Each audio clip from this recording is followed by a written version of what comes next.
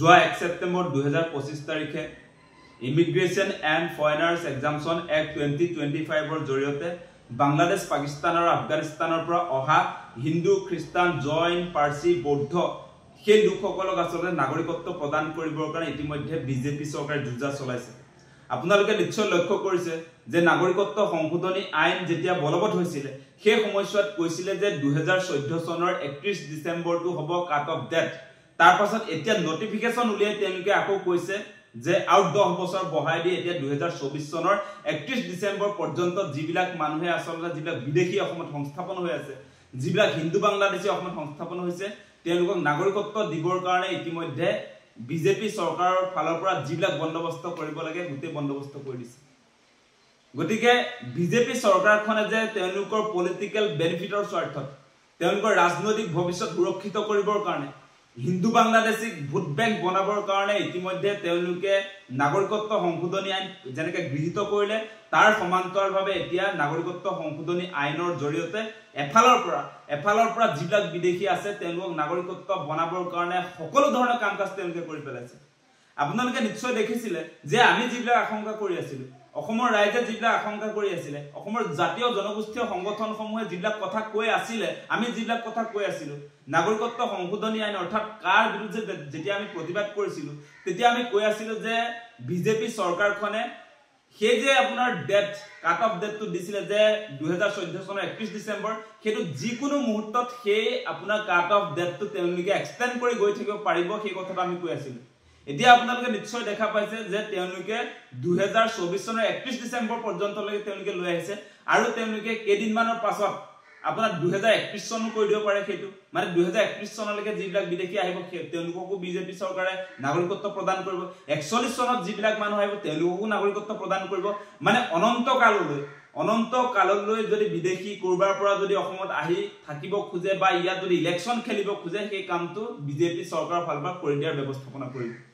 আপোনালোকে নিশ্চয় দেখা পাইছে যে এই নোটিফিকেশনৰ জৰিয়তে আজি আপোনালোকে নিশ্চয় আমি যিবিলাক কথা কৈ আছিলো যে সঁচাসঁচিকে বিজেপিৰ ফালৰ পৰা যিবিলাক আসলতে হিন্দু মানুহ ভাৰতৰ বাহিৰত ইতিমধ্যে আছে তেওঁলোকক আসলতে ভাৰতলৈ আনিবৰ কাৰণে তেওঁলোকে যিমান কৰিব লাগে সকলোখিনি কৰিছে। বিজেপিয়ে তেওঁলোকৰ ৰাজনৈতিক ভৱিষ্যত সুৰক্ষিত কৰিবৰ কাৰণে অসমক যে ধ্বংস কৰিব সেই অনুমতি আমি অসমবাসী ৰাইজে দিম নেকি? আপোনালোকে সেই কথাটো বিবেচনা কৰক।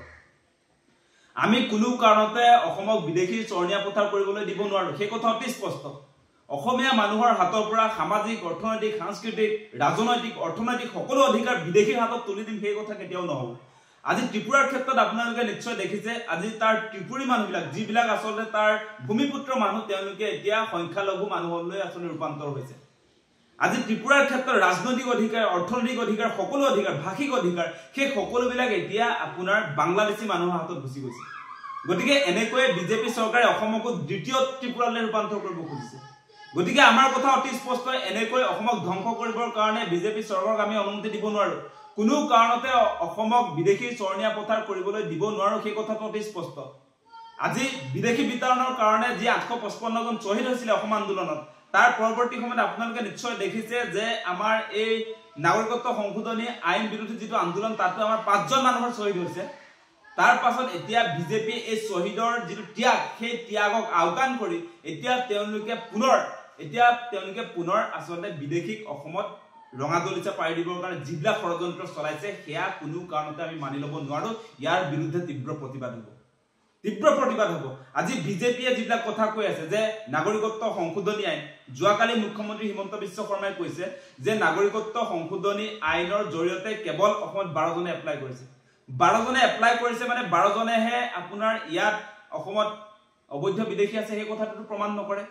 আপোনালোকে নিশ্চয় জানে এনআৰচিৰ সময়তো এনআৰচিৰ চূড়ান্ত খচৰাৰ পৰা 19 লাখ বিদেশীৰ নাম বাদ পৰিছিল তাৰে 16 লাখ হিন্দু বাংলাদেশী আছিল। সেই হিন্দু বাংলাদেশীবিলাক অসমত আছে নহয় এনআৰচিটো তাত প্ৰমাণ হৈ গৈছে। গতিকে এনেকৈ অসমৰ ৰাইজক বিপথে পৰিচালিত কৰিবৰ কাৰণে এতিয়া মুখ্যমন্ত্ৰীয়ে উঠি পৰি লাগিছে। এফালে তেওঁ কৈছে যে নাগৰিকত্ব সংশোধনী আইন অসমত প্ৰযোজ্য হোৱা নাই। আপুনি প্ৰযোজ্য নহয় বুলি এখন নোটিফিকেশন উলিয়াই চাওকচোন দম আছে যদি। আজি মুখ্যমন্ত্ৰীয়ে যে কৈছে যে নাগৰিকত্ব সংশোধনী আইন যদিও গৃহীত হৈছে অসমত প্ৰযোজ্য হোৱা নাই আপুনি সেই কথা ক'ত ক'বলৈ সাহস পালে? আপোনাৰ যদি ইমানেই সাহস আছে তেনেহলে নোটিফিকেশন উলিয়াই দিয়ক যে অসমক কাৰ আওতাৰ পৰা নাগৰিকত্ব সংশোধনী আইনৰ আওতাৰ পৰা অসমক আতৰত ৰখা হৈছে বাহিৰত ৰখা হৈছে সেই নটিফিকেশনটো আপুনি কনভিন্স কৰি ভাৰত চৰকাৰৰ পৰা সেই প্ৰতিশ্ৰুতি লৈ আহক গতিকে আপুনি ব্লেকমেইল কৰিবৰ কাৰণে এই কথা বতৰাবিলাক কেতিয়াও নকব সেই কথাটো আমি স্পষ্ট কৰি দিছো আজি আপোনালোকে নিশ্চয় দেখা পাইছে যে যিখন নাগৰিকত্ব সংশোধনী আইন অসমৰ ক্ষেত্ৰত যদি আপোনালোকে চাই বা উত্তৰ পূৰ্বাঞ্চলৰ ক্ষেত্ৰত যদি আপোনালোকে চাবলৈ যায় আজি আমাৰ মেঘালয় বা আজি আপোনাৰ অৰুণাচল প্ৰদেশৰ কাৰণে আজি মণিপুৰৰ কাৰণে এই নাগৰিকত্ব সংশোধনী আইনখন বেয়া কিন্তু অসমৰ কাৰণে ভাল আজি ইভেন অসমৰ ক্ষেত্ৰতো আপোনালোকে নিশ্চয় দেখিছে কি যুক্তিত 6 শিডিউল অঞ্চলত বেয়া এখন নাগৰিকত্ব সংশোধনী আইন কিন্তু আমাৰ 6 শিডিউল এৰিয়াৰ বাহিৰত থকা অঞ্চলসমূহৰ কাৰণে নাগৰিকত্ব সংশোধনী আইন ভাল আজি 27খন জিলাৰ কাৰণে ভাল বাকি 7খন জিলাৰ কাৰণে বেয়া সেই কথাটো আপুনি উত্তৰটো দিয়কচোন গুটে কোনো কাৰণতে অবৈধ বিদেশী চৰনিয়া পথাৰ কৰিবৰ কাৰণে আপোনালোকৰ পলিটিক্যাল বেনিফিটৰ স্বাৰ্থত যিবিলাক সিদ্ধান্ত গ্ৰহণ কৰিছে সেইবিলাক অতি শীঘ্ৰে বাতিল কৰক নহলে ইয়াৰ বিৰুদ্ধে তীব্ৰ প্ৰতিবাদ হ'ব সেই কথাটো আমি স্পষ্ট কৰিছো